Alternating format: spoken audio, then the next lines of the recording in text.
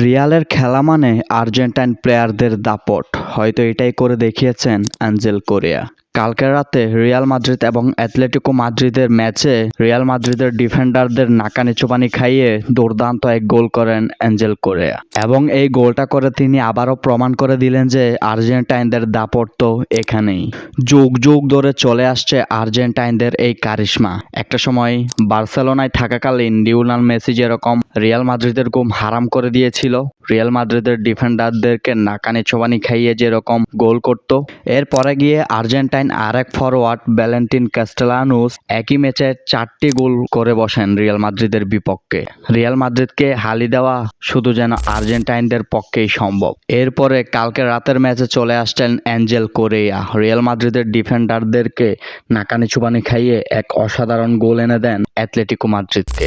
যেই ম্যাচে Real Madrid জিততেই যাচ্ছিল, সেই ম্যাচের 95 মিনিটে এসে গোল করেন অ্যাঞ্জেল কোরেয়া। গোলটি প্রথমে অফসাইডে বাতিল হলেও VAR এ চেক করার পর এটি নো অফসাইড হয়, এবং এই গোলটি করে অ্যাঞ্জেল কোরেয়া আবারও প্রমাণ করে দিলেন যে তিনি সেরা সাবস্টিটিউট প্লেয়ার।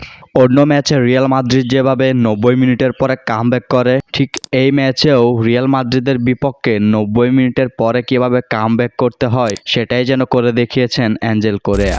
প্রথমত রিয়াল মাদ্রিদের চিন্তার কারণ হয়ে উঠেছিল জুলিয়ান আলভারেজ যেভাবে ডি বক্সের ভিতর ঢুকে যাচ্ছিল, এই নিয়ে কার্লো আনচেলত্তি একটু চিন্তিত ছিলেন।